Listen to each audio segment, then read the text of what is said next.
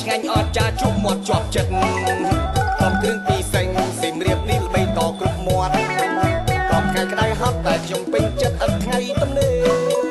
សៀមរាបអង្គរខ្ញុំយូរផ្សារលើផ្សារកោមផ្សារចាស់ទុកគ្នាស្គាល់ច្បាស់ថាលាខ្ញុំនេះឆ្ងាញ់ជាងគេទៅកំពុងឆ្នាំងប៉ះជើងខ្លាំងលោកខ្ចៅពញ្ជីគេសើមលេទេគេនិយាយថាខ្ញុំមុខដូចកណ្ដោក្រោកពីព្រឹកទៅទិញលៀមកពីកំពង់ធំទិញគ្រឿងដាក់សំនៅឯត្បូងពុំលក់ម្ដុំសាស្គុណដល់ផ្អៅបាធីលក់ដុំលក់រាយនៅបានននជុំស្អីតូចតន់នៅកំពង់ស្ពឺប៉ៅញ៉ាំលៀហាមិនថ្ងៃសៅរ៍ដឹកលៀហាទៅតែលក់បាយប៉ែនគេហូបបាយឆ្អែតត្រង់ទៅកក់កុំឈីទៅកពតទៅទិញអំបិលហើយយកទៅផ្សំគ្រឿងលៀហាទៀតរៀនទុកស្អែកទៀតទៅលក់នៅខេត្តព្រះវិហារគុលគិរីរតនគិរីតាកែវព្រៃវែងក៏ចាស់ស្ទឹងតែងអត់ដល់មានជ័យប្រទេសមានជ័យ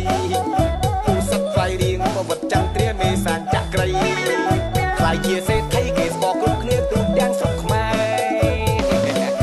លៀហាខ្ញុំវាចឹងលក់ទាំង24ខេត្តក្រុងមានសាខារបស់ក្រុមហ៊ុនត្រឹមត្រូវលៀហាលើលៀហាជុជុជុជុជុជុជុជុជុជុលៀហាខ្ញុំឆ្ងាញ់ពេញនិយមគ្រប់ភូមិគ្រប់ផ្សារពេលអ្នកពីសាពិតឆ្ងាញ់អត់ចាជក់មាត់ជាប់ចិត្តកំគ្រឿងពីសេងសៀមរាបនេះល្បីតគ្រប់មាត់តបថ្ងៃក្តៅហត់តែខ្ញុំពេញចិត្តអត់ថ្ងៃទំនេរ